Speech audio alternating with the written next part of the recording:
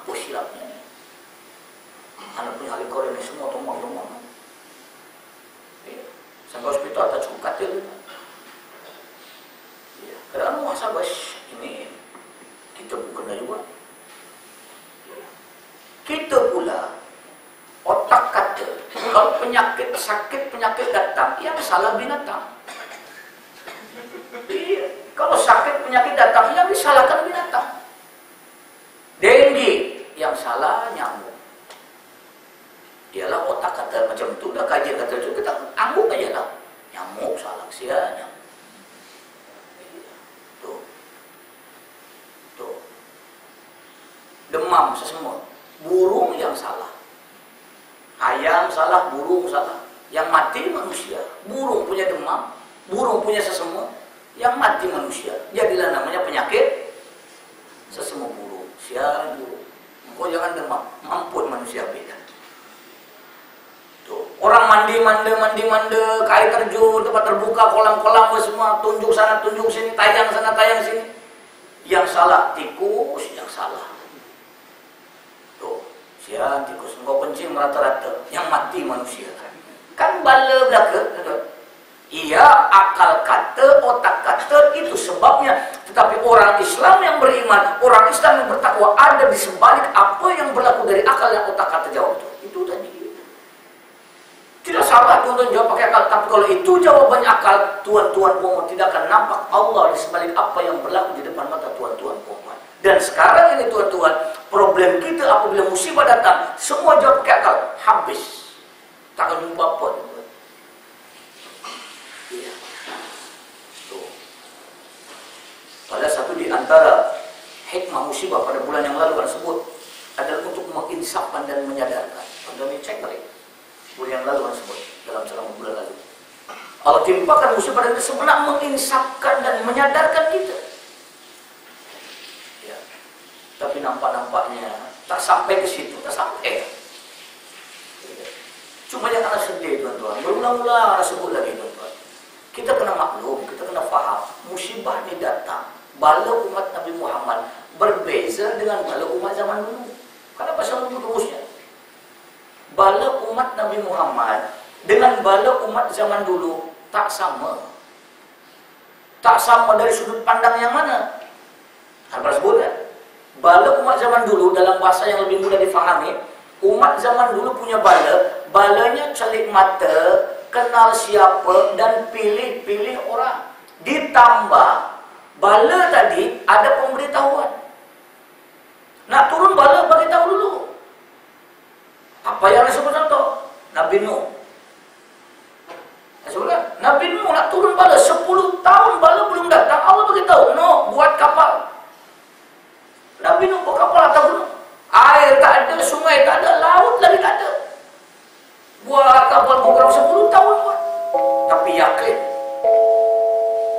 Ya. Yakin. Ya. Apa yang Allah perintahkan memang nak berlaku. Kapal siap. Kaumnya kata apa? Nuh sudah gila. Assalamualaikum warahmatullahi ta'ala wabarakatuh. Ladies and gentlemen, owner of W213C W213C white Honda Civic, please remove your car now. Owner of W213C white Honda Civic, please remove your car now.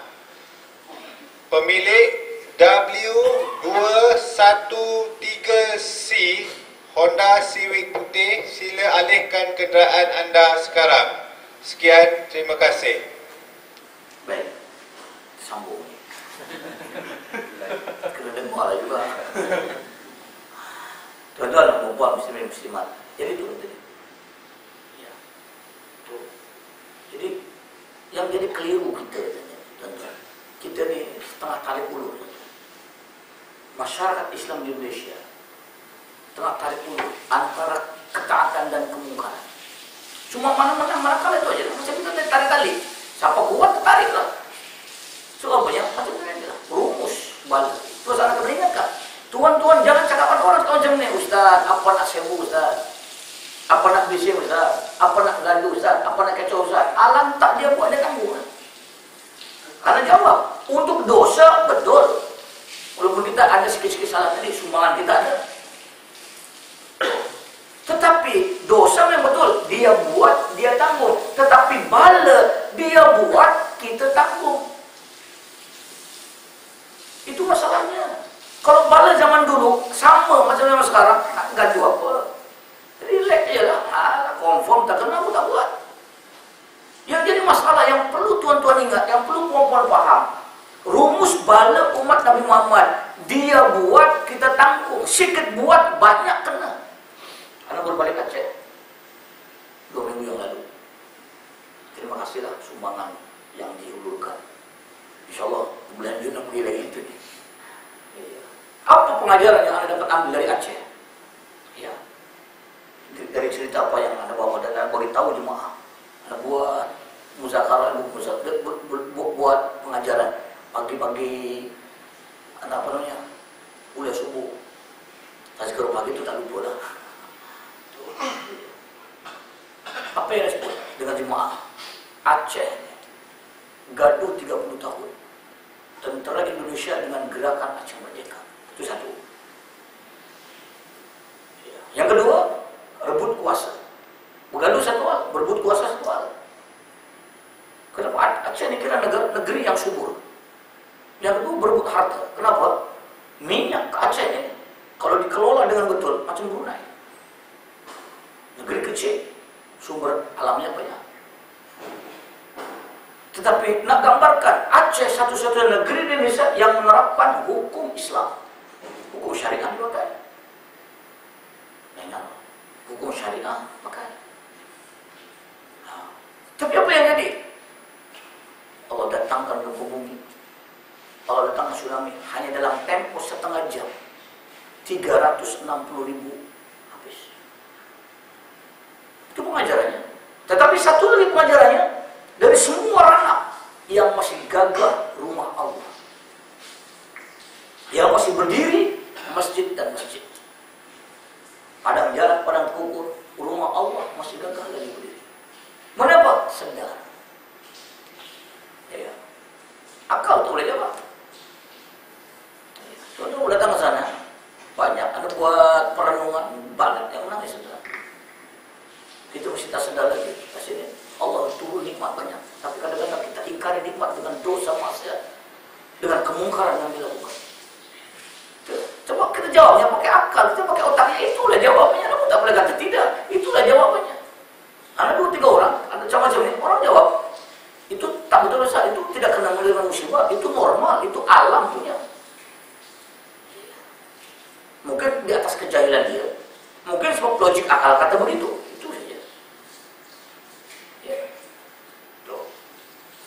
Dosa maksiat.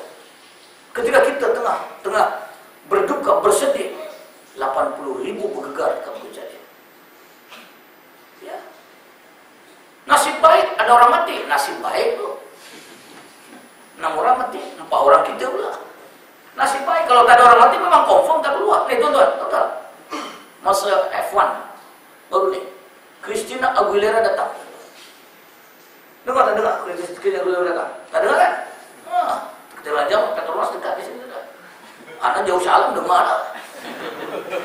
Iya. Anak punya anak murid, vendor apa namanya? Petronas. Panggil, tapi tertutup. Kalau kita dah ngaku, cancel kan? Konser kan? Buat juga kan? 15.000. Nampak? Kita masih tak takut. Ini bukan kita, bukan yang dalam surau ini. Tetapi ingat, bala umat Nabi Muhammad rata. Tuan-tuan ingat, anak sebut dalam ceramah, bab kepahaman, bab keyakinan, bab pilihan, anak no comment. Tapi anak tidak berbicara tentang kepahaman tuan-tuan tentang politik, kepahaman tuan-tuan tentang parti, tapi ini Islam dan ini adalah dosa maksiat yang boleh mendatangkan bala Allah kepada kita. Itu yang anda bagi faham pada tuan-tuan. Tolong bezakan ya. Ada orang melenting, Ustaz lain macam ceramah, dia tak faham mana itu. Itu saja. Paham tak paham? Tak. Bukan.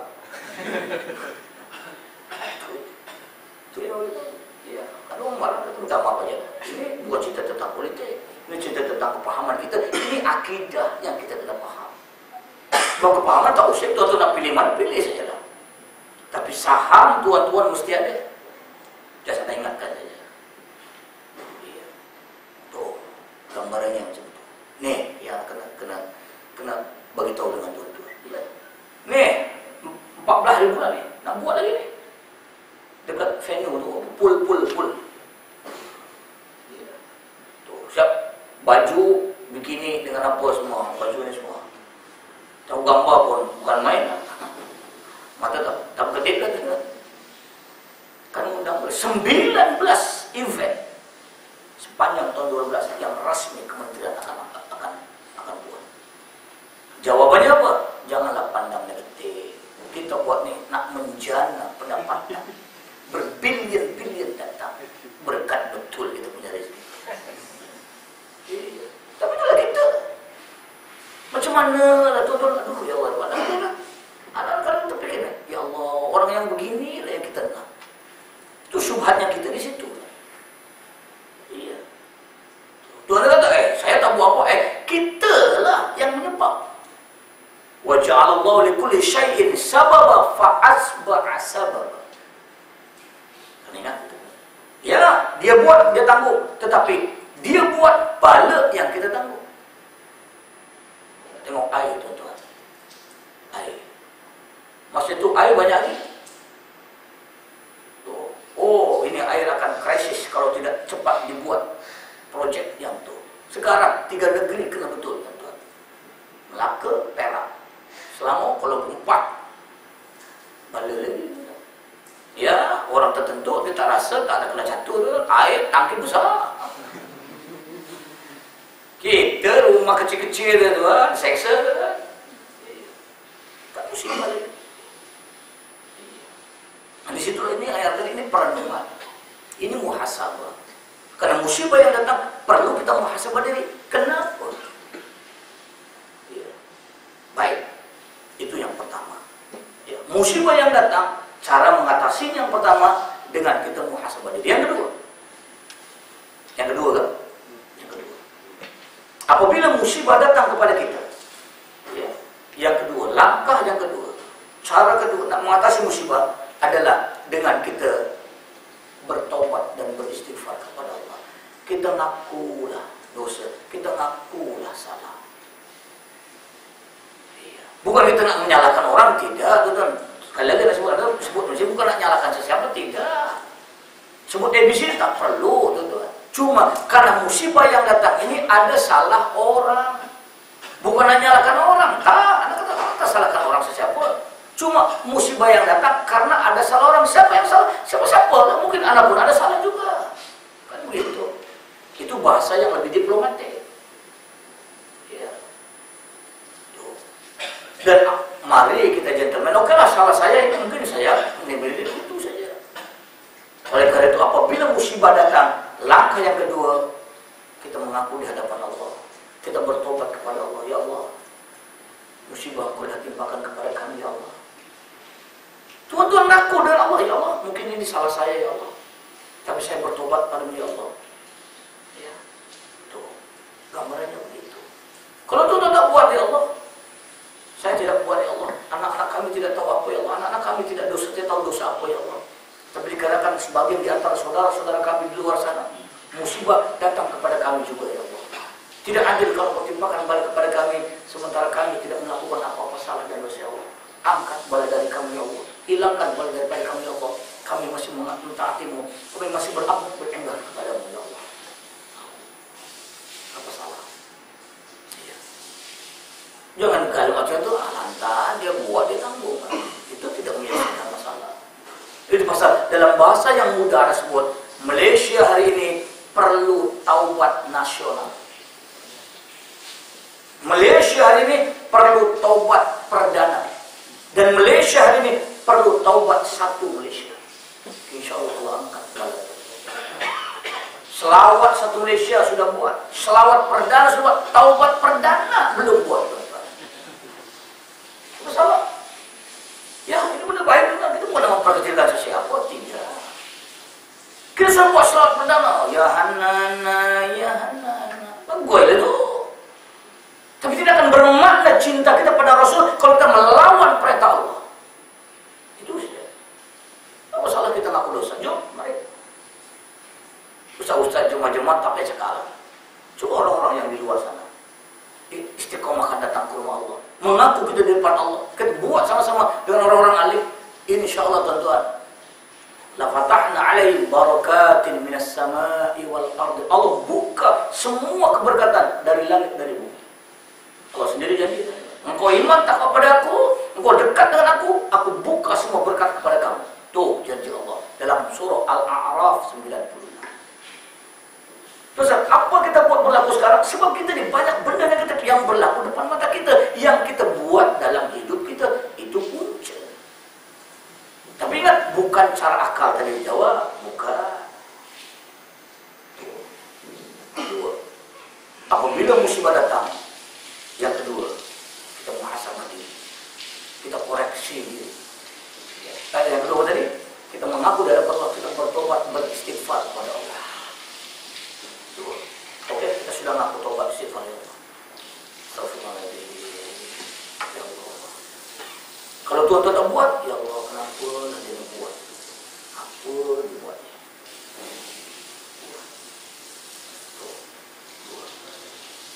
Yang ketiga, apabila musibah datang kepada kita, langkah yang ketiga, cara yang ketiga dalam menangani musibah. Yang ketiga, kita berikhtiar, kita berusaha, kita cari jalan agar musibah yang datang Allah hentikan, agar musibah yang datang Allah hilangkan, agar musibah yang turun Allah angkat balik. Mengapa? Kena ada usaha, kena cari jalan, kena ikhtiar, tetapi jangan ikhtiar yang makin menambahkan musibah. Kapal dah hilang, belum jumpa lagi, dibuatnya pula ikhtiar cara yang bukan lagi datangnya. Ya. Benda tu mulai disettle, lagi nambah lagi benda ni. Tak pasal-pasal satu dunia kita jadi malu. Tak pasal-pasal fitnah dia datang. Ada apa? Bergaduh, penampor, buaya pula dah datang. Kan lagi tambah bala. Cuba buat cara Islam, cuba buat cara yang lebih rasional. Bukan kata benda itu tak guna, tak ada makan syirik, ada tak berani sebut macam itu. Tadi ada sebut dengan tuan-tuan perempuan, benda yang dibuat oleh dia ni benda yang tak semua orang faham. Jadi kalau nak dibuat, buatlah senyap-senyap, buatlah dalam rumah, tak payah tunjuk satu dunia. Itu yang anda maksudkan. Bukan nak nyalakan dia, tak. Tak apalah nanti. Dia satu dunia aku kenal. Gambar yang macam itu. Tapi dia lah bijaksana lagi, tak apalah. Saya buat kaum aja lah, tak payah tunjuk satu dunia. Namanya tawan tu. Insya Allah berkat ada. Kan begitu tuan-tuan. Ada 33, tak ada apa pun. Gambar yang tuan-tuan. Di sini yang katakan. Jadi mari kita ikhtiar. Usaha apalah, sembahyang hajat lah, apa semua lah, apa yang kita buat. Dengan syarat benda yang dibuat tidak bercanggah dengan Islam. Jangan bercanggah dengan Islam. Yang ketiga. Oke, kita buat yang ketiga. Ikhtiar dah sudah dah, cukup dah semua dah. Yang keempat, kalau musibah datang kepada kita, musibah yang menimpa kita, kalau tuan-tuan puan-puan ada yang tengah menghadapi musibah pada siang ini, langkah yang keempat, berdoa kepada Allah, mohon kepada Allah, angkat kedua tangan kita, merintih dengan doa kita, ya Allah, musibah yang kau timpakan kepada kami, kepada kampung kami, kepada daerah kami, kepada negeri kami, kepada negara kami, adalah bala yang kau timpakan kepada kami, ya Allah. Kami sedar itu adalah bala yang kau timpakan, tetapi ya Allah, kami tidak melakukan apa salah dalam bab ini, ya Allah. Anak-anak kecil kami tidak berdosa apa dalam isu ini, ya Allah. Tidak adil kalau kau timpakan kepada kami, ya Allah. Tapi kami sedar kau timpakan bala, tidak kenal siapa yang akan kena. Ya Allah, mudah-mudahan rintihan kami, ya Allah, Engkau angkat kembali bala daripada kami. Engkau buang bala daripada kami, Engkau hindarkan bala daripada kami, ya Allah. Kami masih taat, kami masih sujud kepadamu, ya Allah. Mungkin saudara-saudara kami sedikit yang melakukannya. Kami hanya jadi mangsa dari apa yang bertimbangan kepada kami. Mengaku kepada Allah, angkat tangan kepada Allah dengan doa yang Tuhan buatkan. Doa al-mazlum mustajab, doa orang-orang yang tak tahu apa, doa orang yang dizalimi adalah makbul dalam pandangan Allah. Mari. Yang keempat, ya, berdoa kepada Allah, memohon kepada Allah, tuan-tuan. Ya, mungkin kita ada salah sikit-sikit. Anda pun sebut jadi mungkin Anda pun ada salah. Mungkin Anda tidak menyampaikan benar kepada tuan-tuan. Atau Anda dah sampaikan, tapi mungkin tuan-tuan tak memahami lagi apa message yang disampaikan. Munculnya banyak. Tapi yang jelas ia berkait. Baik, itu yang keempat. Yang kelima, oke. Yang keempat sudah buat, kita dah berdoa kepada Allah. Maka yang kelima, apabila musibah datang menimpa, langkah yang kelima, ya, adalah dengan tawakal kepada Allah. Buka tangan lebar-lebar. Setelah tuan-tuan berusaha dengan doa tuan-tuan, dengan sholat hajat, dengan sholat taubat, dengan apapola yang cara yang Islami, lepas tu buka tangan kembali kepada Allah. Inna lillahi wa inna ilaihi raji'un. Kita berasal dari Allah dan kita akan kembali juga kepada Allah. Ya, sudah tawakal ya, serahkan diri bulat-bulat kepada Allah. Kenapa?